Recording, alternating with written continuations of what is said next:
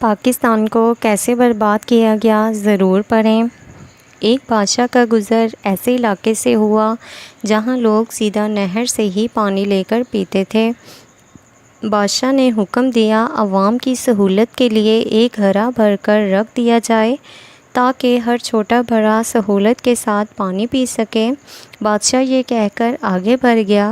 شاہی حکم پر ایک گھڑا خرید کر نہر کنارے رکھا جانے لگا تو ایک اہلکار نے مشورہ دیا یہ گھڑا عوامی دولت سے خرید کر شاہی حکم پر یہاں نصب کیا جا رہا ہے، ضروری ہے کہ اس کی حفاظت کا بندوبست کیا جائے اور ایک سنتری کو چوکیداری کے لیے مقرر کیا جائے۔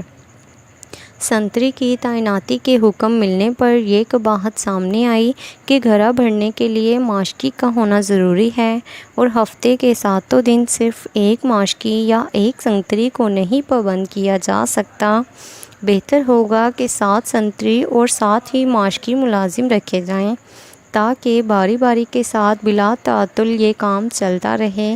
ایک اور اہلکار نے رائے دی کہ نہر سے گھڑا بھرا ہوا اٹھا کر لانا نہ تو ماشکی کا کام ہے اور نہ ہی سنتری کا۔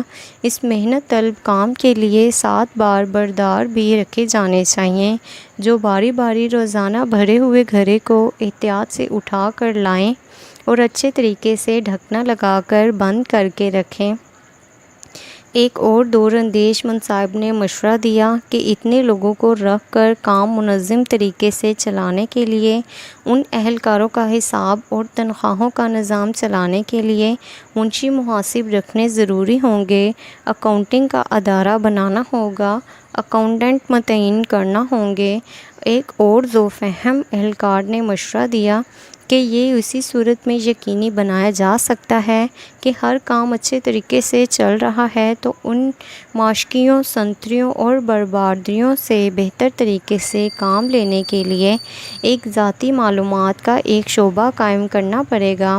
ایک اور مشورہ آیا کہ یہ سب کچھ ٹھیک ہو رہا ہے مگر ملازمین کے درمیان لڑائی جھگڑا یا کوئی زیادتی ہو جاتی ہے تو ان کا تصفیہ اور صلح صفائی کون کرائے گا کہ کام بلا تعطل چل رہا ہے، اس لیے خلاف ورزی اور اختلاف کرنے والوں کی تفتیش کے لیے قانونی امور کا محکمہ قائم کیا جانا چاہیے۔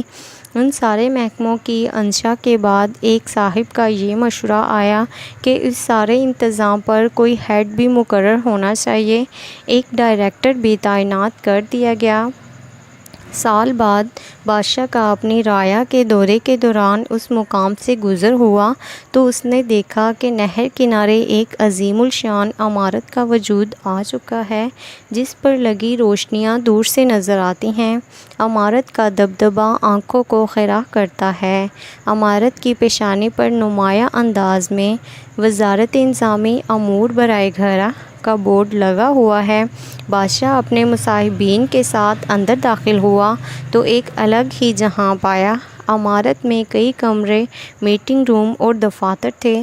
ایک بڑے سے دفتر میں آرام دہ کرسی پر ایک پروقار معزز شخص بیٹھا تھا جس کے سامنے تختی پر اس کے القابات ڈائریکٹر جنرل برائے معلومات سرکاری گھرا لکھا ہوا تھا۔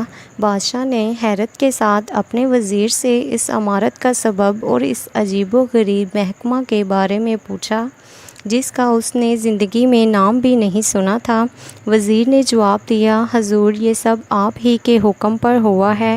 آپ نے پچھلے سال عوام الناس کی فلاح اور آسانی کے لیے یہاں ایک پانی کا گھڑا نصب کرنے کا حکم دیا تھا۔ بادشاہ حیرت کے ساتھ باہر نکل کر اس گھڑے کو دیکھنے گیا جس کو لگانے کا اس نے حکم دیا تھا۔